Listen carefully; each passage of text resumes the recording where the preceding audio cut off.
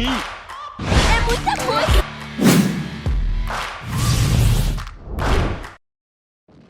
Olá a todos, você está na Hakinai, vocês estão na Rádio 369 com Ricardo Bonfim e Tio Mazinho. Essas duas feras irão discutir todos os aspectos sociais, criativos e históricos sobre a lendária Mulher Maravilha da DC Comics. Quanto você acha que sabe sobre essa personagem que é simplesmente a representação do que é uma super-heroína na cultura pop? Estão prontos para a Mulher Maravilha?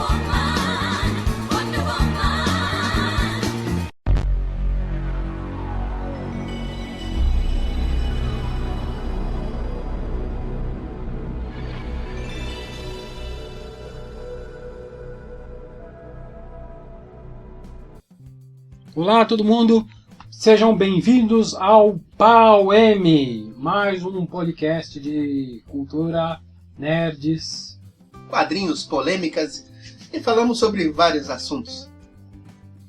Hoje nós vamos falar sobre, na nossa estreia, Mulher Maravilha e a terceira onda do feminismo americano que anda entrando no Brasil. Ei, meu Deus do céu, mais uma polêmica aí. Ódio que as pessoas vão pegar da gente. Mamãe? Aqui tenho com vocês nosso querido Ricardo Bonfim de Oliveira. Escritor, desenhista e roteirista.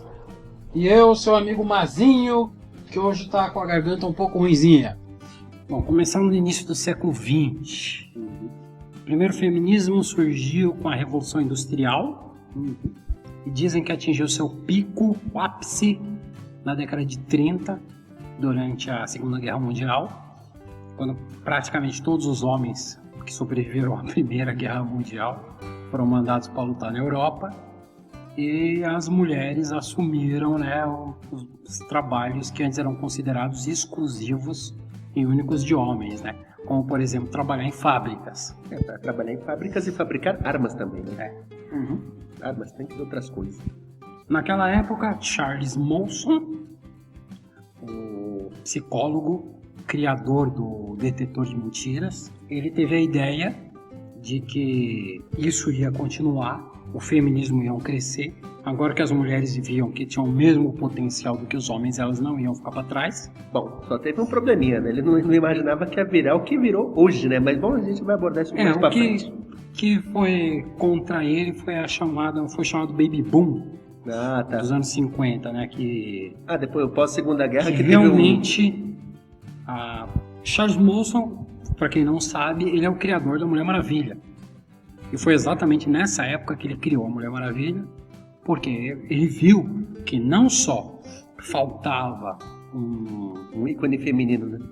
Para inspirar as meninas, como também as garotas, elas eram um mercado incrível, como hoje em dia, né, os Estados Unidos ainda se nega a aceitar isso. Assim, só eu abri um parêntese nesse quesito. O personagem feminino existia, mas era muito mais aquela coisa da princesa que precisava ser salva pelo cavaleiro errante, né, que era sempre... Nem tanto, se você for ver pelo material, histórias em quadrinhos, livros, sim, até os filmes alemães, a gente tinha bastante heroína, até mesmo meio que de heroínas de ação naquele período. Os próprios filmes americanos, no início dos anos 30 para início dos anos 40, final dos anos 30, as mulheres elas tinham um papel mais forte, mais importância, mais ação do que no final dos anos 50 e nos anos 60, que houve realmente um esforço da mídia para colocar a mulher lá embaixo, entre aspas, no seu lugar na cozinha. Aquele negócio assim, botar as mulheres no seu devido lugar, né?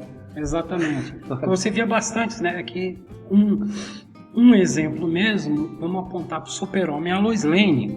Sim, é verdade. A repórter de ação destemida que viajava, enfrentava os perigos e sabia das notícias. A primeira revista da Mulher Maravilha, todas as edições, ela vinha com uma pequena história, um pequeno relato de alguma figura histórica feminina verdadeira que tinha feito alguma coisa corajosa, espantosa. Um exemplo seria aquela... inspiradora. Um exemplo que nem a mulher que atravessou o Atlântico, que me foge o nome agora. Mas desculpa aí. Desculpa que eu não me lembro o nome dessa aviadora. Da Madame Curie até a Amelia Lockhart. Amelia Lockhart. Que é a primeira mulher a cruzar o Atlântico de avião. Essa você tirou do baú, hein? E também nessa época, era uma época que as mulheres estavam com tudo, né? Sim. E ele previu isso como a Mulher Maravilha. Agora, não sei até onde isso é interessante, né? Uhum. Aí naquela época já tinha uma diferença grande, né? Se Sim. você lê os quadrinhos clássicos da Era de Ouro, eles tinham um nível de magia, de fantasia, de absurdo, que não era comparável às histórias em quadrinhos. Explica, por favor. Não, tanto que até já comentei uma vez. Uhum. Se o Max Fleischer pegasse os quadrinhos da Mulher Maravilha e fizesse fiel aos quadrinhos da Era de Ouro, o desenho animado da Mulher Maravilha não seria como o do Super-Homem. Ou seja, ia ser um desenho animado do Gato Félix, né? Ele estaria Nossa senhora, mais pro Popeye. Sim. Aquele negócio de viajar para lugares absurdos, passar por física maluca. Que o jato invisível, ele viajava pelas estrelas. Ela tinha desde aventuras em ilhas esquisitas até outros planetas. Enquanto Batman e Super-Homem, eles ficavam em Metrópolis, né, enfrentando os vilões. Enfrentando o batedor de carteira, né? Ela tinha vilões cósmicos, deuses e tudo quanto é tipo de bizarrice. Agora eu falo. Agora fala que a Mulher Maravilha não faz nada. Digam. Aí temos a inversão, né? Exatamente nesse período, a chamada Era de Prata, vocês devem se lembrar que nos anos 50 houve a caça às bruxas. Sim. Aquele negócio... O livro da sedução dos inocentes. Né? Exatamente. Senador MacArthur e o Comics Code, né? Exatamente, aquele negócio. O período negro das Os americanos, eles têm uma tradição ótima de serem pais relapsos e inventarem desculpa a sua falta de paternidade, a falta de criação, né? Na época foi história em quadrinhos. Eu fico pensando, nessa época foi história em quadrinho, depois foi videogame. Aí daqui a pouco comecei não. Você pulou um monte de coisa. Não, só tô usando um exemplo. Antes de videogame teve rock and roll, e teve música hip, teve balada, teve 500 coisas. A cada geração tem uma desculpa diferente. Não, é que eu lembro da época que eu vivi, né? Tipo, essa época mais antiga eu não lembro. Até o Dungeons and Dragons, né? Até jogar RPG. É verdade. O pessoal falava que quem jogava RPG era satanista, sacrificava pessoas. É tudo desculpa, né? Tudo desculpa pra dizer, você é um pai relapso ou você culpa alguma coisa. Joga um bode expiatório. Quem mostra isso maravilhosamente é o South Park, né? Até no filme, a base do filme do South Park é isso, né?